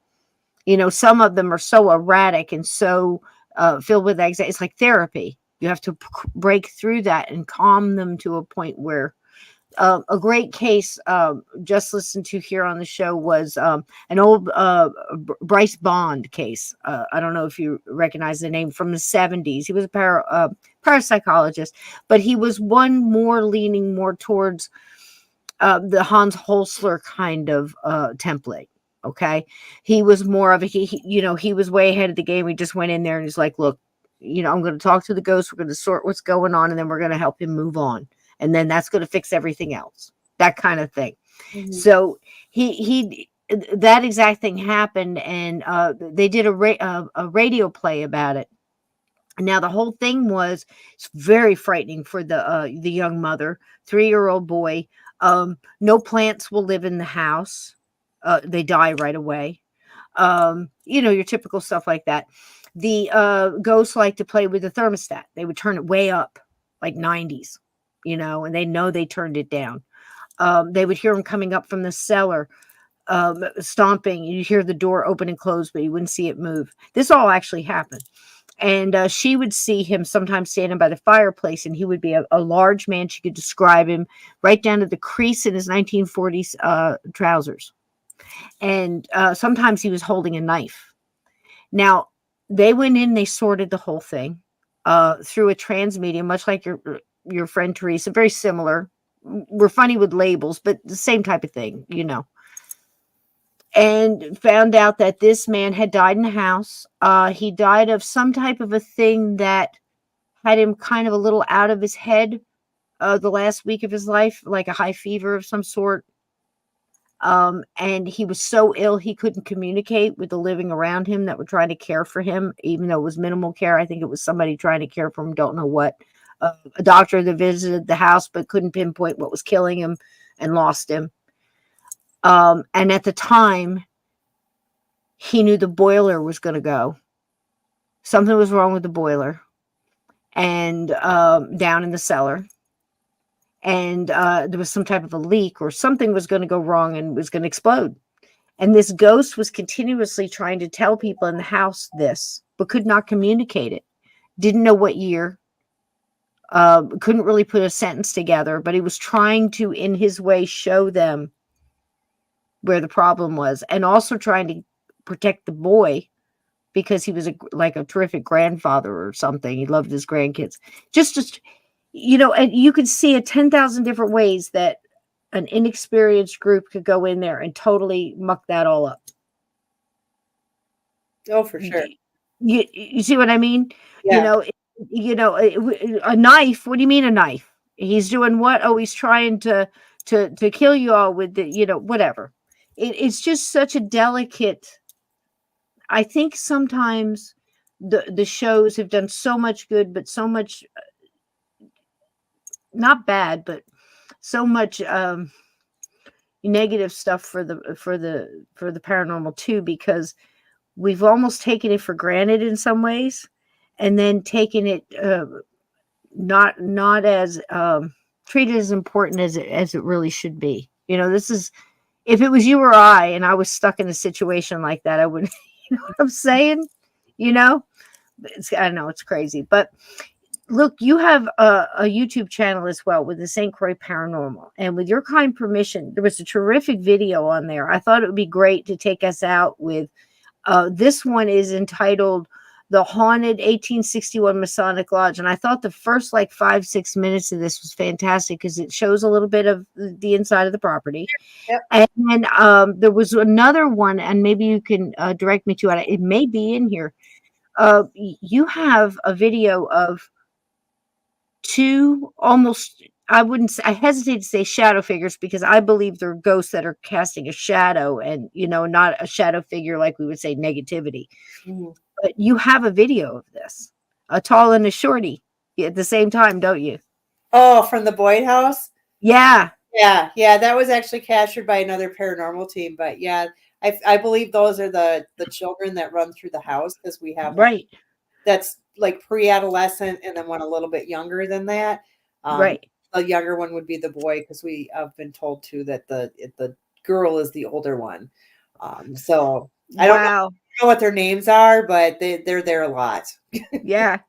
Yeah, and it was really good, and that's on your all of these wonderful videos that Jill has of the Boyd House, and now the Masonic Lodge. And I think it's so funny because they put the disclaimer underneath the Masonic Lodge where it says, you know, Freemasonry is not, you know, for sometimes YouTube treats everything like a conspiracy. It's like the minute you name JFK, forget about it. You got paragraphs underneath your video. Yeah. So you'll probably have it under this because I just said JFK.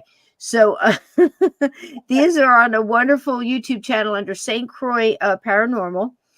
And it's great. It's evidence, it's investigations, and that video on there, if it's not in here, is on that YouTube channel with the you know, a really good capture on video. And you said it was another paranormal group that caught that at the Boyd?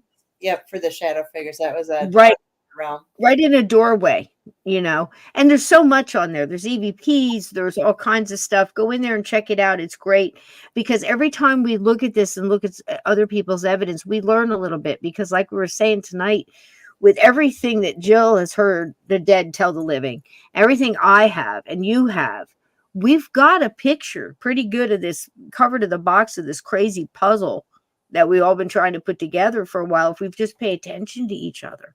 You know, we really have a lot of really good information, especially you with some of the conversations that you have.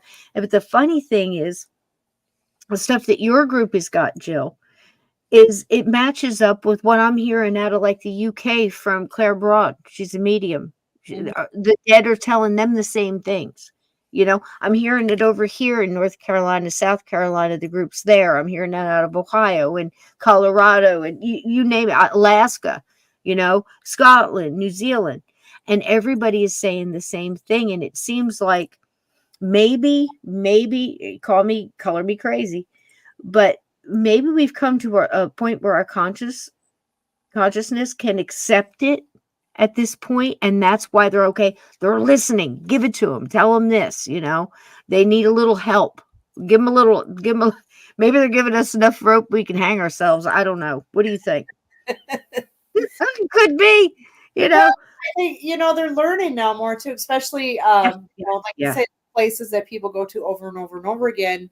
They start to learn the equipment. They know how things work. They know how they can get your attention. Yes. This is the way that they're like, now I can really tell them. You know, yes. If they're asking and they're able to say, you know, like you mentioned earlier, that they can only tell us so many things. We've had that experience. If we push it too far with questions about God and heaven, things like that, they just shut it down. They shut it down. And I was speaking to a priest as a spirit priest, and I was asking him like questions about heaven, hell, things like that. And it started to get really weird with the answers. And I just kind of said, can you not tell me any of this? And it went just all the way to red, like, yes, I can't tell you anything. Yeah. So, and I noticed, so I think if in all common sense too, if you think about this is, you got to think too that would be such a cheat, because here's the thing, there's no however they answer that, it's going to mess it up for some group somewhere. What is the better message and the broader message that I'm always getting from every direction is the fact that it's an individual. The details are in the individual. The truth is in the fact that everybody goes, and you're going out on the vibration and the frequency that you're responsible to ride on, that you've picked. So, empty. I always describe it like this.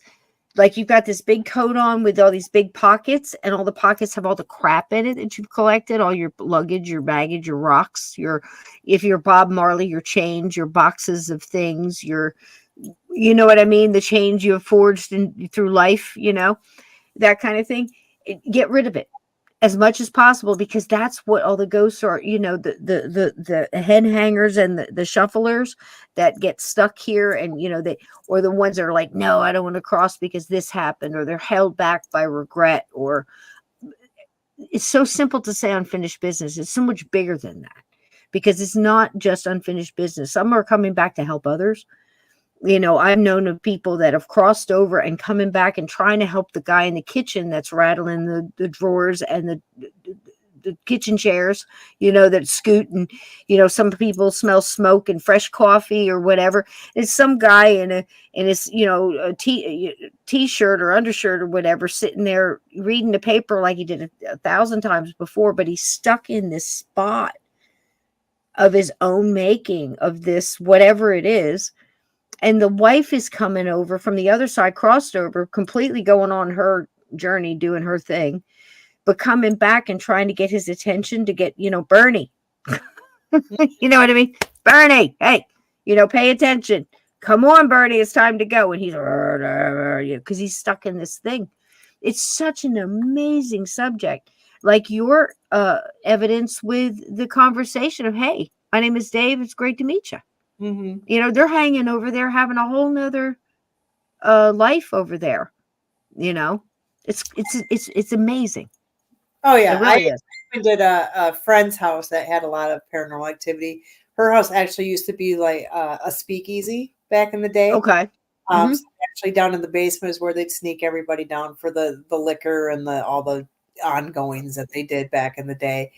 And one time I had the spirit box running down there, and I put my headphones on, and it was like sitting in a restaurant listening to everybody talk, having a conversation. And I could even hear like pick out things where like, I'll have a steak, and just like, because I was just like, oh my God, I played it for her. I'm like, you have to listen to this. And she's like, but it really crazy. Like if you were at a restaurant and you could hear all these multiple conversations going on. It was just insane. And you echo clanking of things, and it was just crazy. And you wonder, and you think, and then you've got to, as an investigator, as an inquisitive mind, you have to sit there and sort that. And you're going, okay, is that residual? Is that, stone tape theory? Is this, something that's just repeating because, something aligned? It's a bleed through. It's, whatever you want to talk, time slip, whatever, because there's so many different answers to that question. There's so many different ones possible, and all could be true. And that crazy thing that we ask ourselves, like when you hear footsteps coming down the stairs, am I haunting myself? Am I hearing myself from the past? Is this an echo? It could be me. It really does have to be sorted. And I think that's what makes a difference of a good team. It doesn't go in there or a person or anybody that jumps to conclusion. You can't tell enough ghost stories and use them as a teaching element. There's not enough in the world, and we could keep doing this for another bunch of decades, because we'll never get them all in a box and in the right file cabinet. They change all the time. And I think that's why when you're getting these answers, the priest who said, nope, can't tell you that, it's a cheat because it also affects our choices. You know what I mean? Here's what we know so far. You're accountable for the things you do. You're gonna judge yourself. You're gonna, obviously, if you don't empty your pockets, break the chains and the cycles, whatever it may be, you're gonna stumble. You're gonna have roadblocks or speed bumps or whatever when you're going to the other side. So if we know that, we should do something about it now. And I think stuff like you're doing and people in this chat are doing, of, even the little things of just trying to keep above that vibration, that all that lower vibrational crap that's going on now, trying to pull us down all the time. Light workers know, look, you just got more light. Let's go, boys. Let's go. More light. Let's go. You know what I mean? You know what you have to get through. And I just think it's great that you're doing what you're doing here, because I think that's going to help them. And that's, it's good all around. Saving history, saving property, giving paranormal people a chance to go to a safe place to investigate that's not hampered down with a lot of, hard crime. I mean, going into an asylum is a lot different than going into a nice Victorian house with snacks. Right. You know what I mean? It's a funny way to say it, but it's true. All right. To take us, this has been absolutely delightful. I'd love to show this, but before we do, like I said, it's about 6 minutes. If you could tell us a little bit about the whispers, because Little Bird told me, I heard an interview you did, and you said that was one that kind of creeped you a little bit. Yeah, that we said we were never going to go back, but we did, like 3 years later, got a little brave. Teresa did not go back, however, because she had a bad experience. But yeah, from the get-go, it was constant. Like, all of us were like constantly doing this, like the cobwebs on your face. Like, the energy was so thick. Like all night long. That's all you were doing, is wiping stuff off your face. Wow. Yeah. We also saw, that's a lot of electricity. It's a lot of, if you don't know what she's describing, it's almost like if you've ever had a ghost go through you kind of get that all over your body. But as you're walking through it and they're there, you kind of feel that like you're walking through cobwebs. Yeah. Yeah. And it just wouldn't stop. It actually bad enough that one of my investigators spent the rest of the night outside. And then we saw wet footprints coming up from the basement going to the outside door. That was another thing that we had. But the main thing that happened that particular night is we were, there's a walk-in closet. And when I say walk-in closet, it's big. Like, they had a little table, they had 2 chairs. It goes back a little way. So it's pretty big. They did tell us it belonged to a caretaker that was there, Virgil, who was very kind of a crabby man anyway. But on the day that he retired, he dropped dead of a heart attack in front of that door.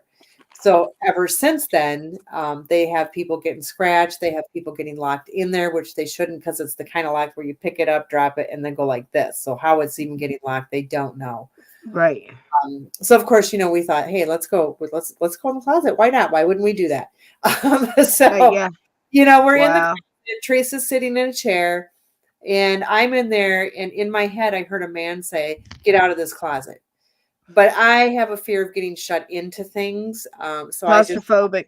So I was just kind of in my fear, like, I think I'm just going to step out. So I didn't really put 2 and 2 together. And then shortly on that, the spirit box had shut this door, which of course we didn't do that either. Shortly after that, Teresa and that chair come flying out of the closet about 4 feet across the room.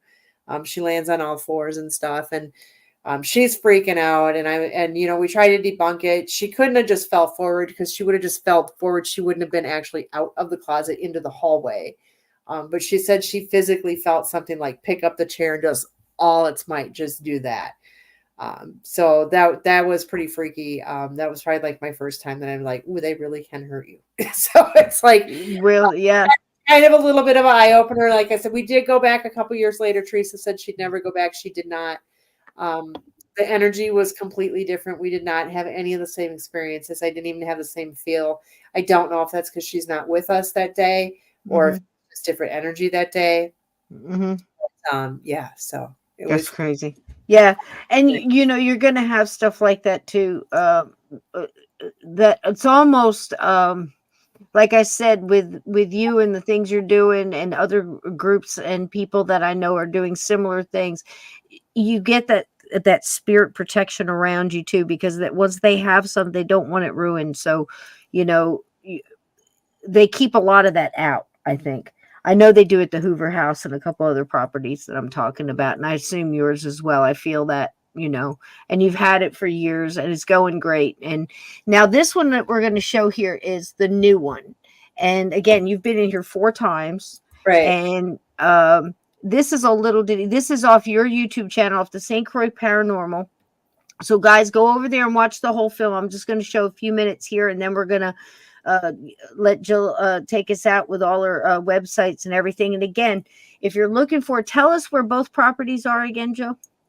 So Boyd House is Boyd, Minnesota, and then the Masonic Lodge is in a tiny town called Keithsburg, Illinois, just basically a little hop over the Iowa border. Awesome. Okay, let's see if I can do this one more time. I'm not doing too bad. I mean, you know, No, tech wise over here, I'm doing all right, man. All right, let's see if we can get this. I hope we can get it to play. We'll be batting 1,000. Oh, I think I got it. It's a good start. Yeah, this is a nice collection too of the 4 trips that we've been in there. So this is the first time anything has been put out on this lodge paranormal wise. Wow, let me see if I can get a full screen here. I'm going to get cheeky with it. Look at that. Look at me. Woohoo! It's all right. Pride goes before a fall. I mean, nothing, anything can happen now. That's wild, man. Look at that. Now, this is what town? This is awesome. Keithsburg, Illinois. So yeah, it's a really old town. Yeah. Just right off. Look like at this. 2 blocks off the river. So there's the Wow. Guys, listen, paranormal community, wouldn't you love to get a paintbrush and hit this place, you know, and a broom? a good dusting. Doing a lot of cleaning. A lot of scraping. Yep. Yeah. A lot of window cleaning. Oh, look at that wood right out the gate. Look at the wood. Yeah, I love the wood. That's like my favorite. Oh, wow. Look at that. How's the wood floors in here? They're They hold up? Yeah, this one we just got it cleaned up. Beautiful oak underneath. Wow. Wow. Look at that. Look at that. Oh man, that's from Micah. Wow, nice yard. A little bit of property in the back goes with it, or a little bit, not too bad. A titch. Yeah. Well, that's less you have to take care of, but enough to make the look, you know. Yep. And I like here there are all these Masonic stickers, so of course we're leaving all those. Look at this, guys. You got to see this. Look at the tile here. Is it stickers or tile? It's stickers. Yep, stickers. Wow. Look at the staircase. There's something going on in the staircase, isn't there? Is there something with this, like people feeling like, you know, there's somebody on there with you or somebody? Supposedly a girl named Tina hanging out there. Yeah, there's something about that. You can feel it. And then this would be, as you're coming into the main meeting area, this is where they would have had all the meeting altars and stuff were. Yeah, it's a big room. Meeting hall, yeah. And then up on the top, there was a projection room in there too, so. Wow. Did I see somebody walk by me today or towards me today in this room?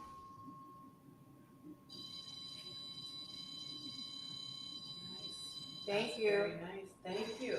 You're getting a lot of. You're welcome. Thank you. It was nice to meet you. We appreciate it. Yeah, we love to see you. Nice to meet you. Yeah. Wonderful.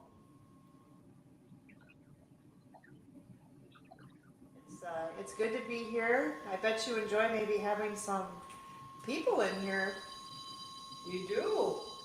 I heard it's been about 10 years. Had it been that long, Jill? Yeah, that's what one of the neighbors told me. That he'd been in for about 10 years. Oh, the one too. Yeah, both of those. That's very exciting. Thank you so much. You guys have been most hospitable while we've been here. We really appreciate it. That's really incredible. And I'll tell you something, guys. Go watch the whole video over on Jill's channel. This is St. Croix Paranormal on YouTube. Get over there and subscribe and look into it. And look, if you're near one of these, properties, go check it out. Go, go on the website and look into staying the night there and get some good EVPs and some good conversation. Now, will they play cards with anybody, Jill? Or it's some? Yeah, they're up for anything. So they bring the dice and the poker chips. I just think that's fantastic because again, it sounds very unusual to have these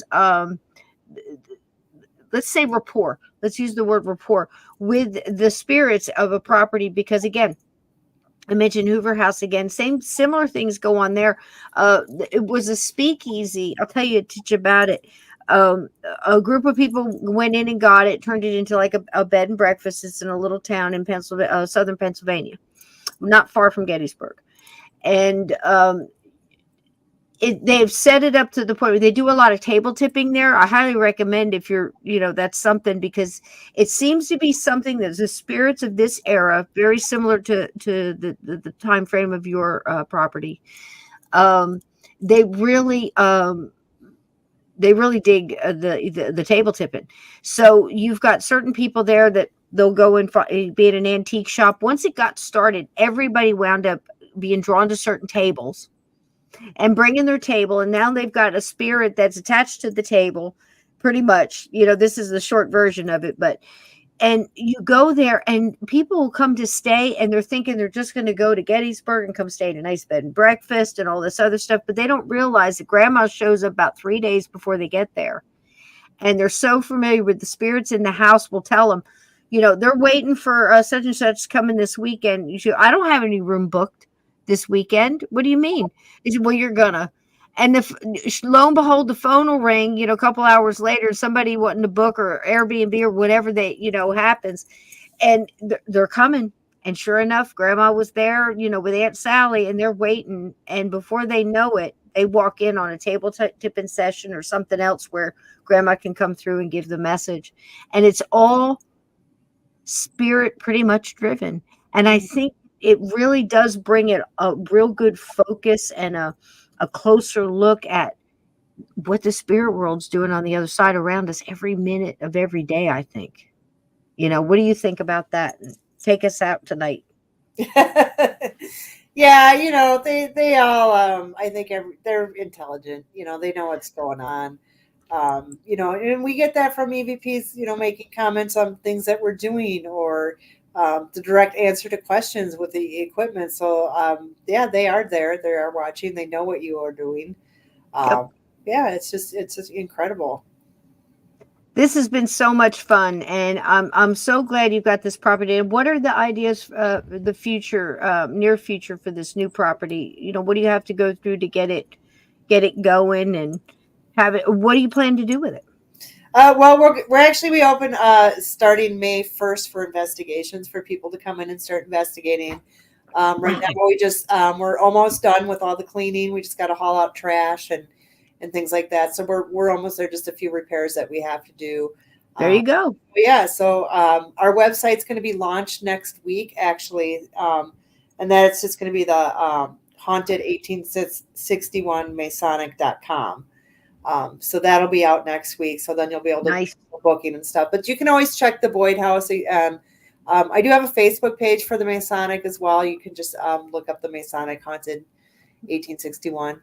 And then there you go, the St. Croix Paranormal channel. Get over there and subscribe, guys.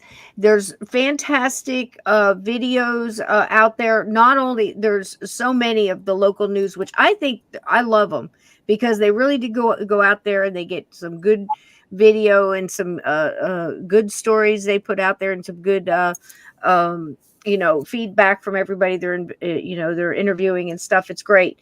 So get in there and watch that. And look, if you're in this area and you've got a paranormal group, do stuff like this. It's not too early to set up what you're going to do this summer and this spring.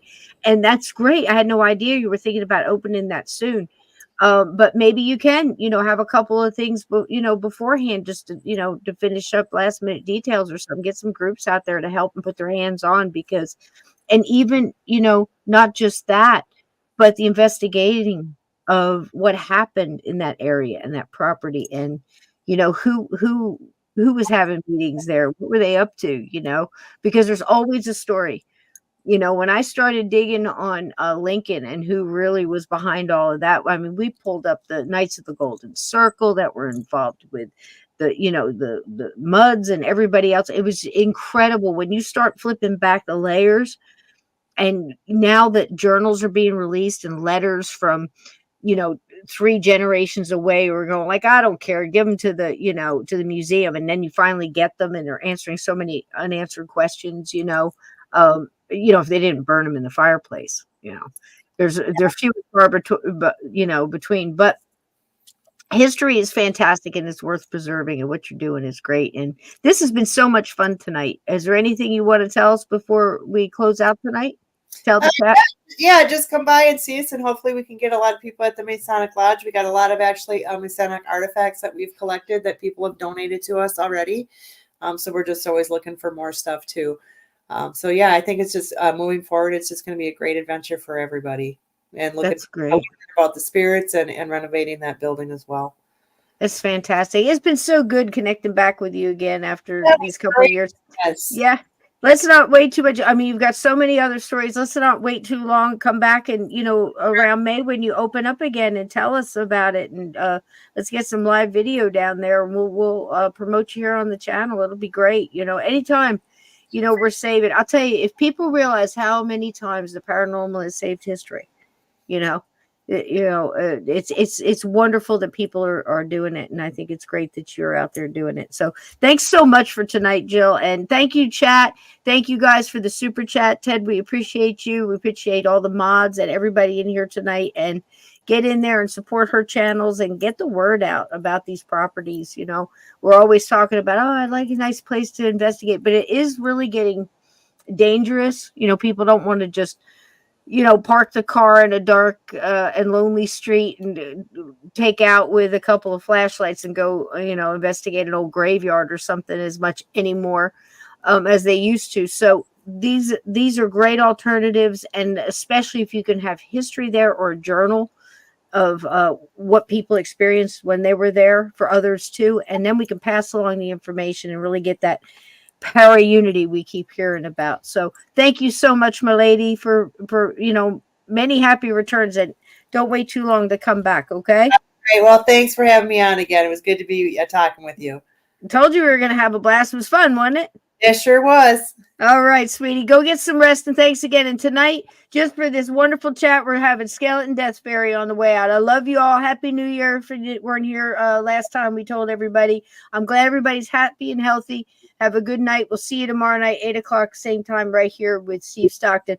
Have a good night, Jill. Thanks so much, guys. Good night, everybody. Good night. Good night, honey. Thank you.